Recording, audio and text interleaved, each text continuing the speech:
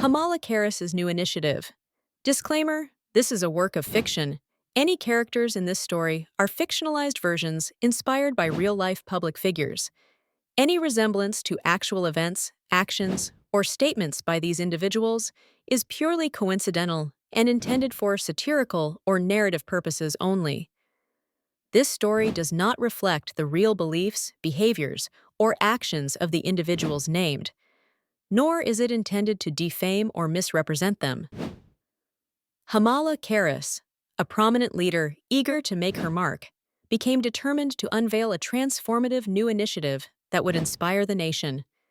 She enlisted two political strategists, Saddam Schiff and Tim Walzinger, who claimed they could design a groundbreaking plan, so visionary that only the truly forward-thinking and dedicated could comprehend its brilliance, while it would be invisible to those lacking true commitment to progress. Schiff and Walzinger pretended to craft this revolutionary initiative in private meetings, surrounded by empty notepads. Kamala, anxious to prove her leadership, visited their workspace.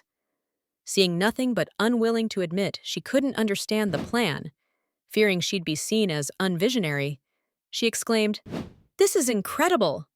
Her advisors, also afraid of being labeled out of touch, agreed enthusiastically.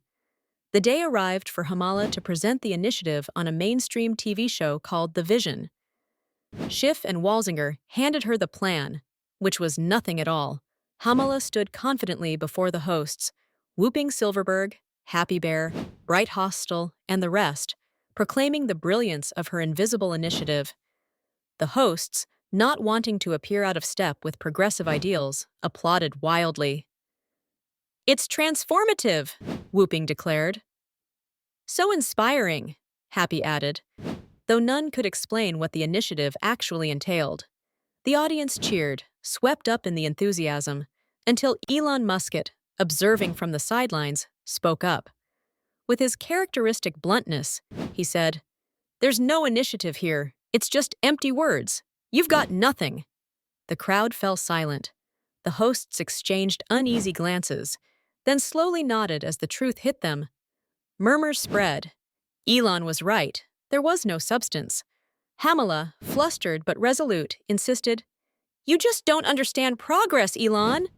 She continued her speech about the non-existent initiative, but the spell was broken. Although the spell was broken, Kamala continued through the country paying pop stars to perform at her rallies. She never altered her plan and could not think of any reason to change anything. And on election day, the people who were scared of being called names and were afraid of being labeled stupid voted for Kamala. But the majority of voters had common sense and knew Elon was right, and thus the election was lost. The end.